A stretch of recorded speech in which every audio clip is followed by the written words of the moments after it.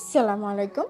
তো আমি আজকে এই ফ্রেশ যে নুডলসটা ফ্রেশ কোম্পানিতে অনেক কিছুই আছে। তো ফ্রেশের 400 গ্রামের দুধের সাথে এটা ফ্রি ছিল। তার মানে 400 গ্রামের দুধের সাথে এটা ফ্রি ছিল, তাই চিন্তা করলাম এটা প্রথম এই ফার্স্ট টাইম আমি একটা কাপ নুডলস যেটাকে বলে সেই নুডলস আমি আজকে ট্রাই করতেছি। তো প্রথমে যেটা হলো, প্রথমে খোলার পর দেখি যে এক একটা ছোট ছোট করে মিনি প্যাকেটগুলো যে বের হচ্ছে। 3টা প্যাকেটে 3টে ইনগ্রিডিয়েন্টস, একটা হচ্ছে মশলা, একটা হচ্ছে ভেজিটেবল যে ইয়াগুলো, আর একটা হচ্ছে সস, আর সাথে একটা সুন্দর একটা স্পন, যেটাকে স্পনটাকে ভাঙা যায়।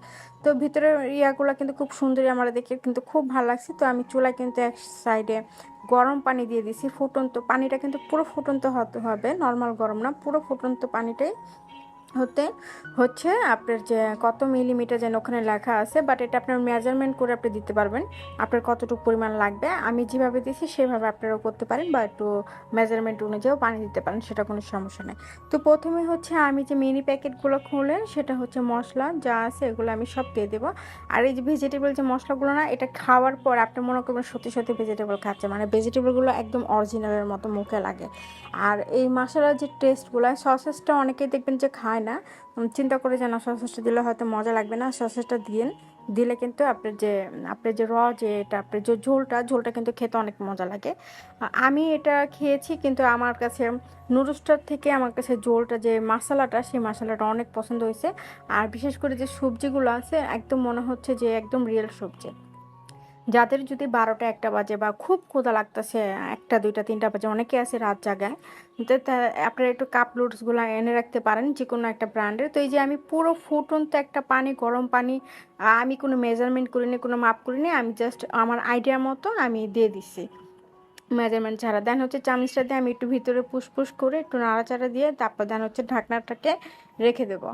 তো একটু নাড়াচাড়া দিতে হবে যেন মশলাগুলো এক সাইডে না জমে যায়, একটু যাতে এইভাবে রাখতে হবে যেন পুরো মশলাটাই হচ্ছে পুরো নুডলসের মধ্যে মিক্স হয়ে যায়। তো মিক্স করার পর ধ্যান হচ্ছে ঢাকনাটা ঢেকে রাখবেন, কিন্তু ফ্রেশ কোম্পানি যেটা ওনারা রিকমেন্ড করে যে 3 মিনিটের বেশি, 3 মিনিটের মিনিমাম 3 মিনিট, বাট আমি 3 মিনিট কিন্তু রাখিনি, আমার মনে হয় না 3 মিনিটে এটা পুরোপুরি প্রপার রেডি হবে।